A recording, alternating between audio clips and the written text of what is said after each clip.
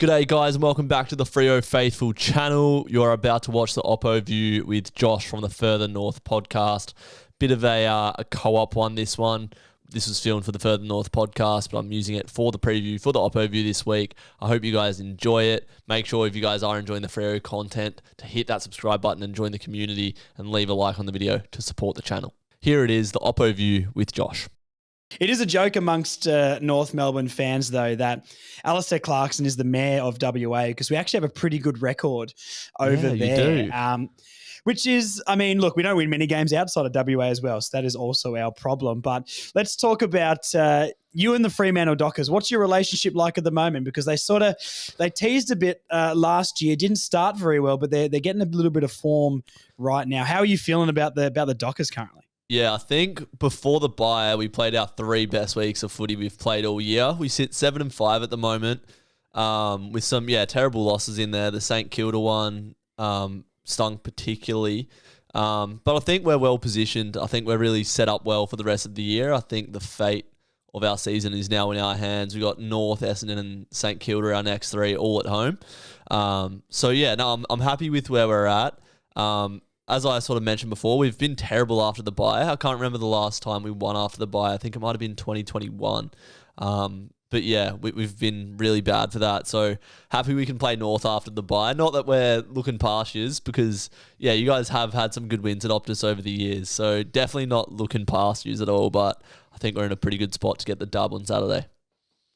Yeah. I mean, look, that game on the weekend with us and West Coast, like we did chat about it a little bit before, didn't fill anyone with confidence. Just as a neutral, because we haven't had a neutral voice on the pod about this game, give me a little rundown of what you witnessed on Sunday afternoon at Hands Oval. Yeah, so I live streamed it on the True Footy channel with fellow kangaroo Dylan Alexander. And we're actually live streaming the Freo game Saturday night as well. So he's... one of us will be upset after the game, but man, that was honestly the most pathetic game of football I've ever seen, particularly from North Melbourne. I don't get, Josh, why you guys are so shit when you have the talent on your list that you do. I'm looking at that midfield of Sheasel, Wardlaw, LDU, Jai Simpkin, and Cherry tapping it down. There is no reason why that midfield shouldn't be playing good week in, week out. There is no excuse for it.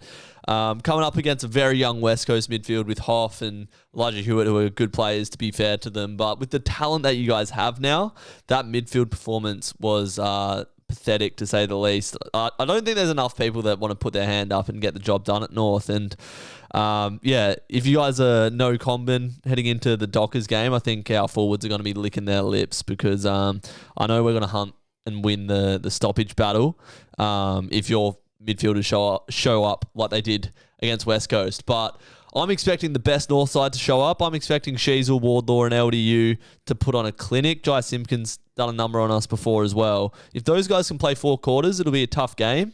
But I know our mids will show up week in, week out, which is good as a Dockers fan. So, you're lucky to get the win in the end because that was an absolute spoon bowl for the ages.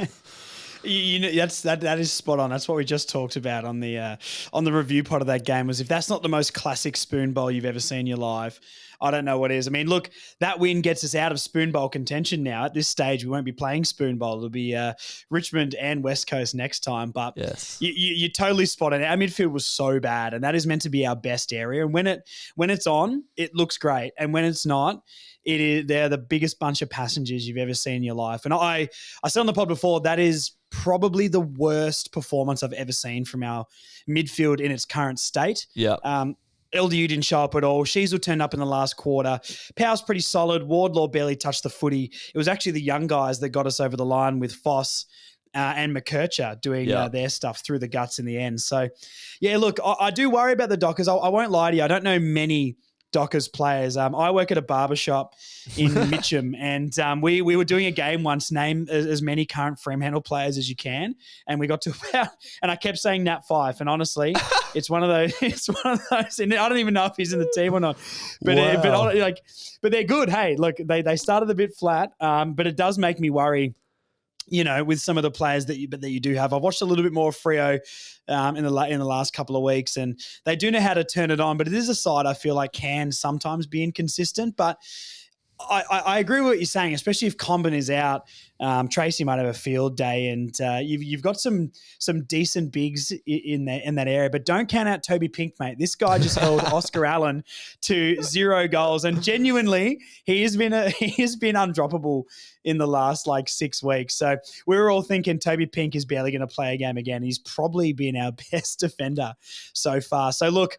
All I need you to do is come back on the pod and say Toby Pink is the best defender in the AFL if he keeps Josh Tracy to 0 goals. Yeah, that Oscar Allen performance was pitiful, to be honest. And I can say that as a Freo fan because our key forwards have been great this year. Not only Josh Tracy, but Paddy Voss as well, who's come into the side. He's a bit of a nuisance, throws his weight around, super strong, super competitive. And Jai Amos is a bit of an X factor player for us, I reckon. As a key forward, he can hurt you in a few different ways.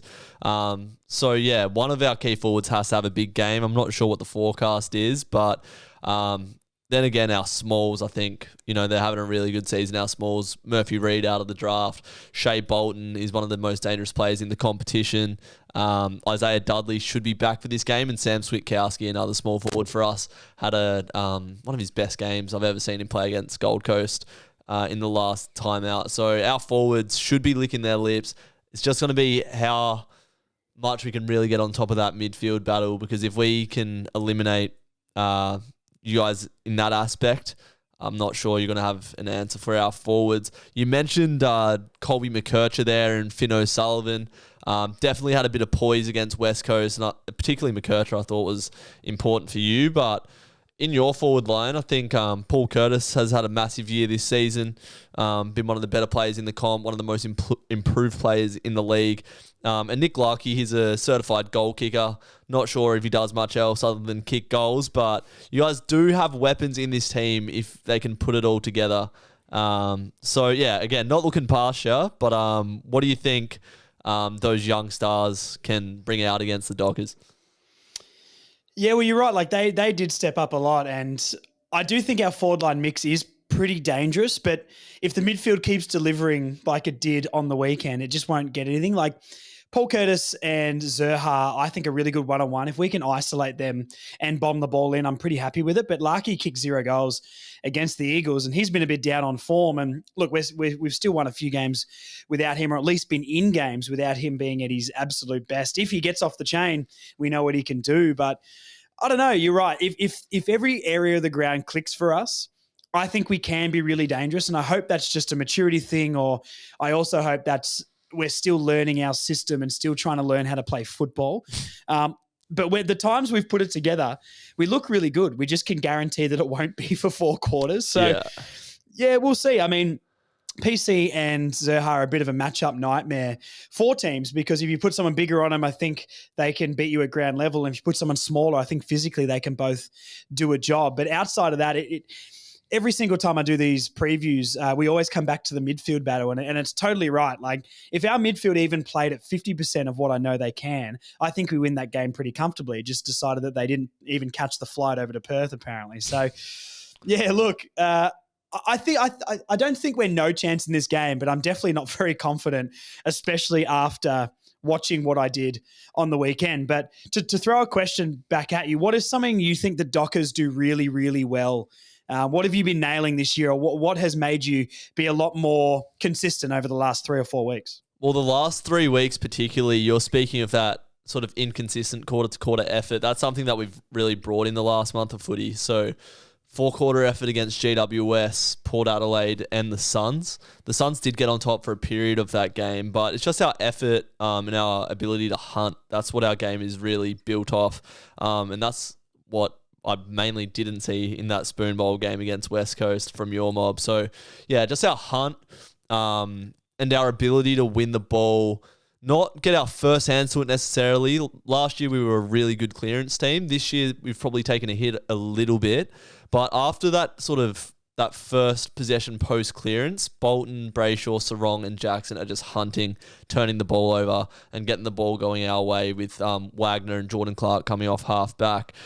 So that's probably what we're doing really well. You mentioned Curtis and Zerha there, who had good games against West Coast, a couple players out of the bunch. But we do have good defenders in terms of being able to play tall or small. So that sort of matchup for like Curtis or Zerha, I think we could send like a Heath Chapman to, a Luke Ryan, Josh Draper, Carl Warner. They can all sort of punch above their weight, but they're good at ground level as well. So I think we've got those matchups covered. But again, you don't know what side's going to show up after the bye, and maybe you guys take a little bit of confidence after that win against West Coast as well.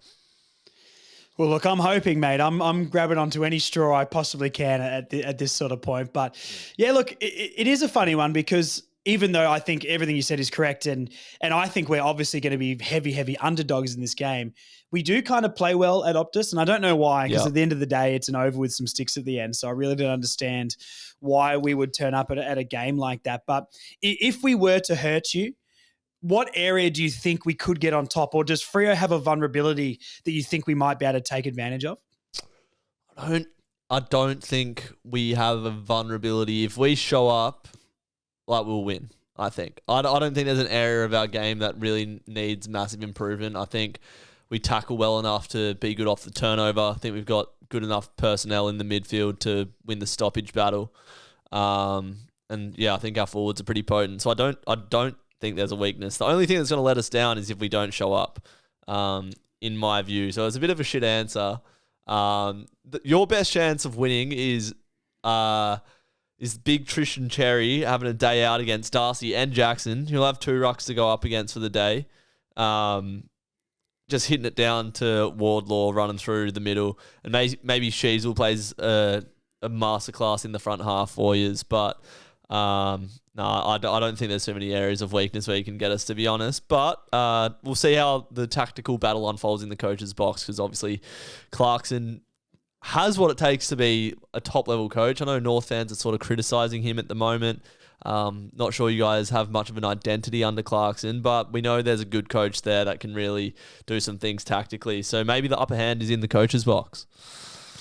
Well, look, that'd be great to see. I mean, it's interesting with the Clarkson sort of stuff. I think the internet definitely feels like it's anti-Clarkson, but every North fan I sort of talk to is pretty happy with what he's doing. I mean, look, I can only give my opinion on it, and let me know what you think just from a neutral, but I think Clarkson's been brilliant for us, and he's realistically only about 18 months into his coaching journey with us. His first year was sort of rubbed out with all of the Hawthorn stuff going on, and you know, he's had about a season and a half to take what I believe is one of the worst lists of all time into being somewhat competitive, which I think is a massive improvement from where we're at. I mean, I've said so many times on the pod that we're not rebuilding a list, we're rebuilding an entire club.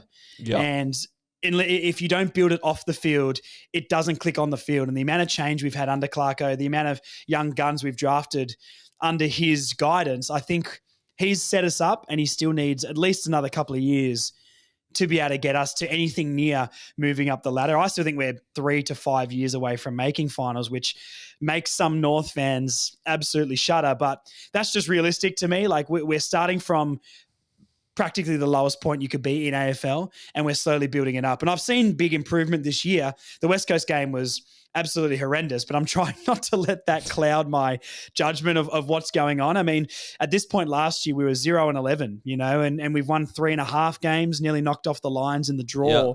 Yeah. And we haven't really been smashed. Our percentage is over 20% higher. So there is improvement, but that being said, it doesn't mean we're coming out winning many more games. But hey, 3.5 instead of 0 is a massive improvement for me. So, yeah.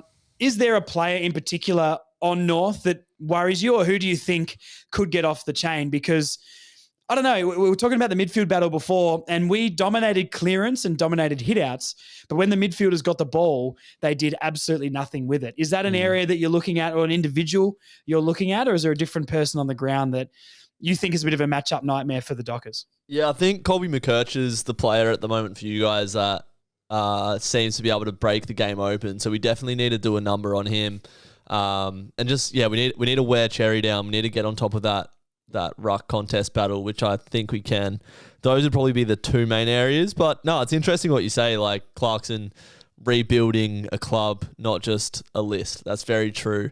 And I don't think you'd rather anyone at the helm more than a 4-time premiership coach. He knows what it takes. It's going to take some time. But yeah, we need to see some more consistent performances from these guys, like it's not going to be on, or it's tough for it to be on guys like McKercher and Cheezel at such a young age to pull you guys through the mud. It's pretty rough going.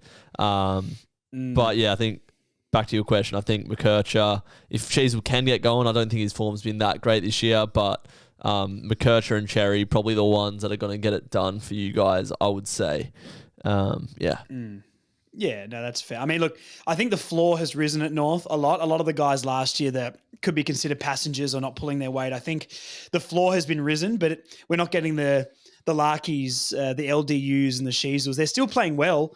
They're just playing well under par from what we know they can do. Yeah. So, and we say this a lot of weeks. Well, that's right. Yeah. And we're still, but the positive for us, and once again, sort of, finding the positives where there aren't heaps, but we're still performing pretty well. I know the West Coast game didn't look like it, but we did win that game. And you look at other games, we're not getting smashed like we were last year, and that's without those guys firing. We lost to the Power by 9, we drew with the Lions, and then we lost to the Bombers by 3 points, all in those 3 weeks. And we're pretty competitive against Collingwood with 3 quarters who are just, winning against everybody at the moment. So, the performances are there. And I think if we can ever get those guys firing again, and how, I don't know, it's halfway through the season. So it's pretty alarming that we're halfway through the year and those guys still haven't hit their form. If we can do that, I think that's where the jump comes from. But seeming to get the floor being raised and then the icing on top sort of, taking us over the line and getting us more wins doesn't seem to be there. So how do you do that? I don't know. I mean, going back to the Clarkson stuff and what you were talking about, like, maybe the coaching battle is the thing. And if he can be the coach we know he can be, which once again, that isn't saying he hasn't been good. I think he's been fantastic for us over the time. But, if he can get both of those assets firing, we can be a super competitive team. But until that happens, I'm going to be sitting here watching, hopefully, no more spoon bowls, but spoon bowl quality football, which isn't a very good time for me. Sure. Let me ask you a question. Let me ask you, like, in those wins against the D's and the draw against Brizzy, what went well for you? Because that's the form that you guys need to follow week to week. So what did you do well there that can challenge us? They were very different sort of performances. I mean, the D's one, it was pretty competitive up until the last quarter, and everything North Ball was meant to be just seemed to click in one quarter of football. I mean, we couldn't lose a clearance, we couldn't miss a kick. It was fast paced, finding space and delivering well to our forwards instead of just bombing it in long and winning the contested ball. So our midfield just absolutely dominated, and that's the sort of stuff with, I guess, what we were talking about before, where if the midfield plays like we know they can, that's what they can do. And that was just almost like the stars aligned and our midfield just exploded and everyone was, I don't know, in fifth gear, to be honest. And then you go against the Lions where the Lions had plenty of opportunity to win that game. We said on the pod here a few times that I was surprised after the game that the focus was on more that North didn't win, more that the Lions didn't win. And the Lions had plenty of chances in that last quarter to take the lead, and they didn't. And our contested ball and winning the ball in the contest was much, much better. And they couldn't match it. And I think it was just the tackling pressure and the contested work. So very, very different types of performances for us. And if, like we've been saying the whole pod here, if we can ever get those things to align and we can have that free-flowing footy on the outside but that hard contested footy on the inside, we've got all the attributes to be a great side, but they're young and they don't know where to be.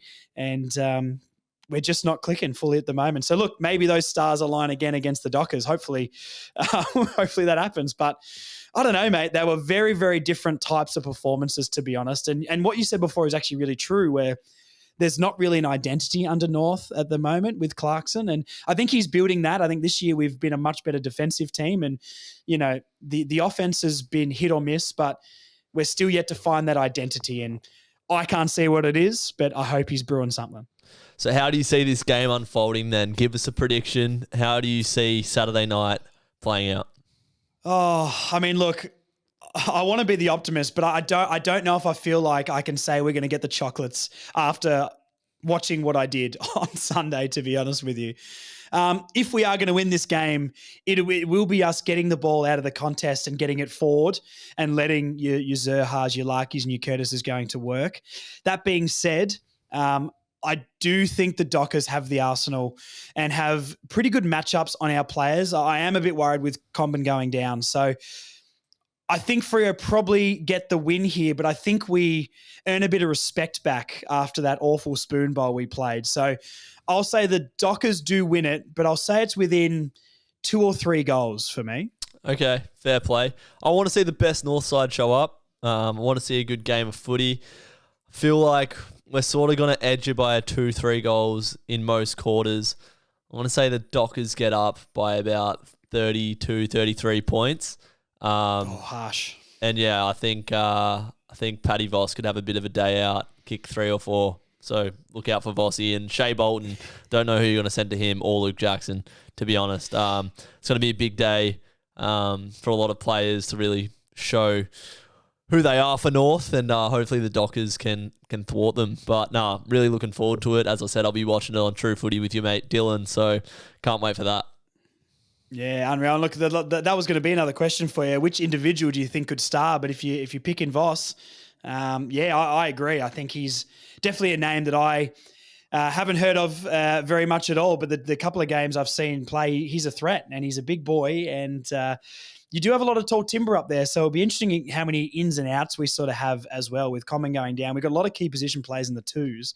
So, yeah, I wonder how the matchups are going to go. It'll be very interesting. Yeah, keep doing what you're doing, Josh. Keep providing good content for the North fans out there, and hopefully your luck turns soon. Because Freo still hasn't, but we're heading in the right direction, and I hope you guys can start to see that improvement soon. No, I appreciate it, mate. Look, hopefully we can start on the weekend, even though that will make you upset. But hey, we'll see. We'll exchange a message after the game, and one of us will be upset. So that'll be a fun time.